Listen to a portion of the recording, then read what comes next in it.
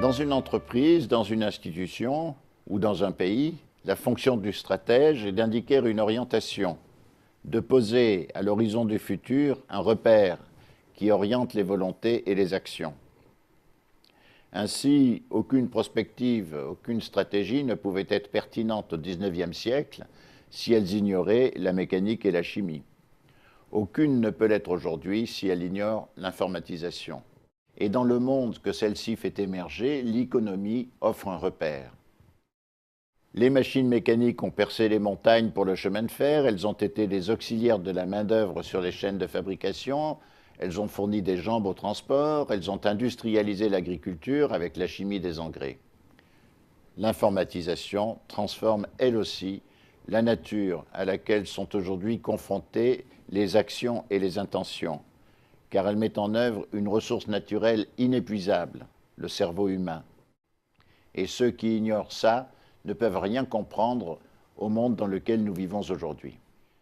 Jérémy Rifkin a donc tort lorsqu'il dit que la troisième révolution industrielle est celle de la transition énergétique, car cette transition ne peut se concevoir qu'en tenant compte de la transition économique.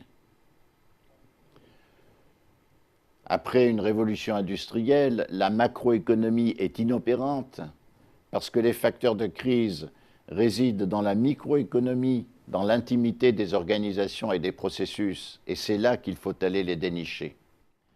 L'informatisation a en effet des conséquences dans l'économie des entreprises, dans la psychologie des personnes, dans la sociologie des pouvoirs, dans la philosophie des techniques de la pensée, et jusqu'aux valeurs qui orientent le destin des personnes, celui des institutions et celui des nations. Ainsi, si la technique apporte un Big Bang qui a transformé la nature, les conséquences de ce Big Bang outrepassent la sphère de la technique. Et les blocages que l'informatisation rencontre si souvent s'expliquent sans doute par la crainte que ces conséquences suscitent. C'est que l'informatisation invite chaque pays, chaque institution, chaque entreprise, chaque personne à approfondir ses valeurs, ses priorités, son identité. Pour conquérir le savoir-faire et le savoir-vivre qui sont nécessaires dans le monde qu'elle ouvre, il faut se poser des questions fondamentales. Qui sommes-nous? Que voulons-nous faire? Et plus profondément, qui voulons-nous être? Quel est donc le positionnement qu'ambitionne une entreprise? Quelles sont les missions d'une institution? Quelle est, dans le concert des nations, la personnalité que doit exprimer notre pays? Voilà les questions auxquelles un stratège doit répondre. Comment se décline-t-elle pour une entreprise?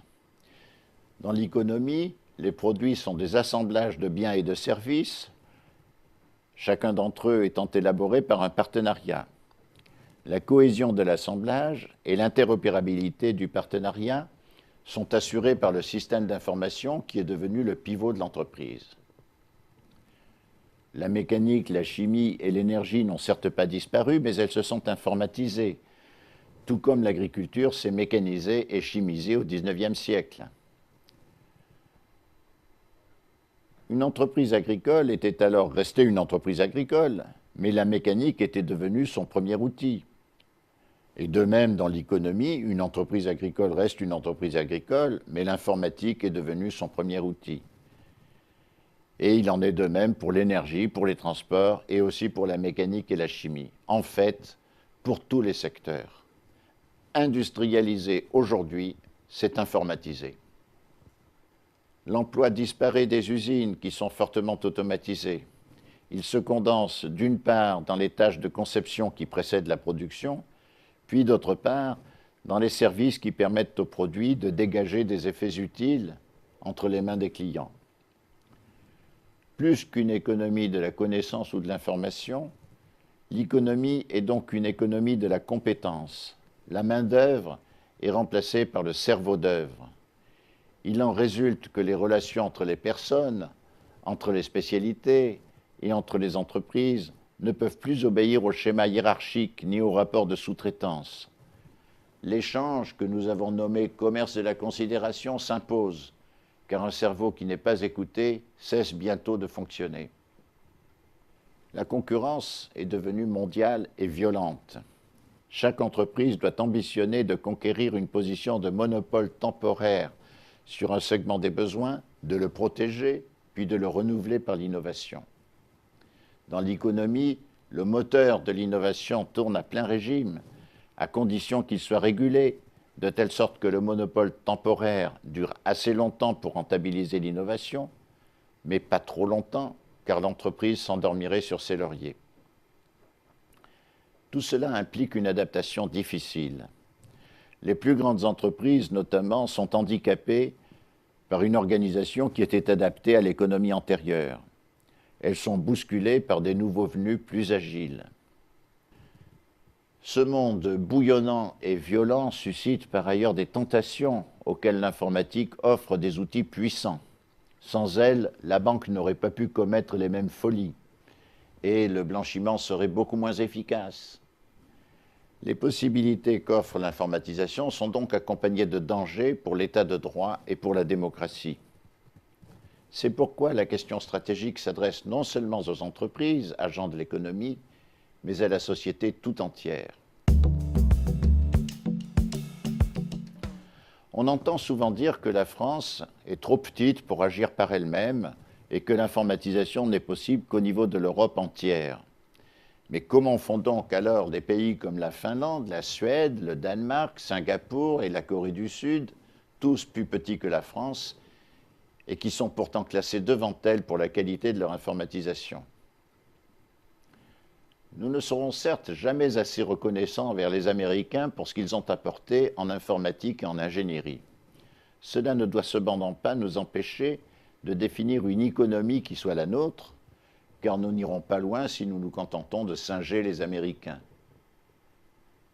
Chaque pays doit en effet trouver dans son histoire, dans sa culture, le ressort qui lui permettra de construire son économie. L'affaire touche en effet les ressorts les plus intimes de l'anthropologie, et elle est trop profonde pour qu'on puisse se contenter d'un plaquage, fût-il intelligent. Ici, l'État a un rôle à jouer.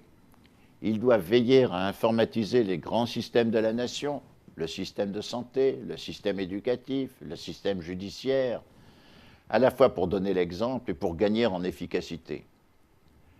Une informatisation raisonnable du système de santé permettra de combler le trou de la Sécu, tout en améliorant la qualité des soins. Une informatisation raisonnable du système éducatif contribuera à la qualité scientifique de la pédagogie, tout en éduquant les jeunes au monde d'aujourd'hui. Les risques que l'informatisation fait courir à l'état de droit et à la démocratie doivent par ailleurs recevoir une réponse législative et judiciaire qualifiée. La régulation doit tenir compte de la forme qu'a prise la concurrence. La concurrence parfaite et le libre-échange ne sont plus les critères de l'efficacité dans une économie où il faut conquérir et défendre des positions de monopole, développer des compétences, innover et défendre les innovations. Et ceux qui se cramponnent encore à ces critères, comme le font la Commission européenne et l'OCDE, tournent le dos à l'économie.